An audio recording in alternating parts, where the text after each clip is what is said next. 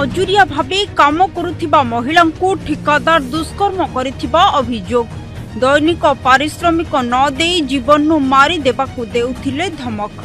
एपरि सांघातिक अभियोग कटक सदर थाना बंगला पड़िया अंचल आसुछि। दीर्घ 15 वर्ष महिला जनक परिवार सह दिन मजूरिया भाव काम करी निजर परिवार चलांती, किंतु डाहालिया बाग ग्राम अंचलर एक ठिकादार महिला को दुष्कर्म करने सह जीवन मारी देबाकू धमक दे आसुथिला।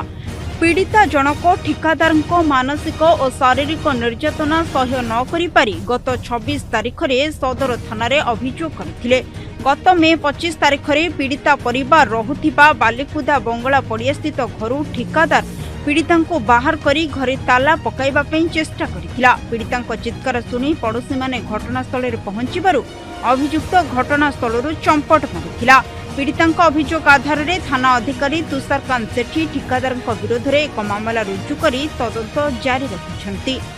घटना प्राय घटुछि कि सदर अंचल जो पीड़िता अभियोग करिसंती आपनको जरिया खबर पाई मु सदर थाना पहुंची पीड़िता सहित कथा आली आलोचना आलोचना जो पीड़िता अभियोग जो 10 वर्ष है सदर अंचल रोकथिबा शुभेन्दु दास नामक जड़े ठिकादार पारिश्रमिक सठिक देना शाग माछ दर जी दरकार संपूर्ण पारिश्रमिक देना अर्थ किंतु 10 वर्ष है अनिच्छा सत्वे शारीरिक संपर्क रखुच्च।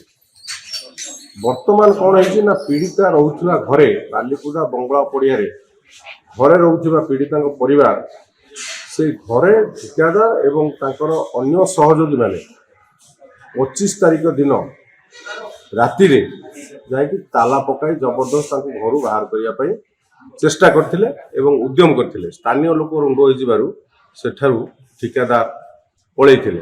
ठिकादार विरोध में आईनगत कार्यानुष्ठान ग्रहण कराजिबो बोली पीड़िता को प्रतिश्रुति दिया जायछि।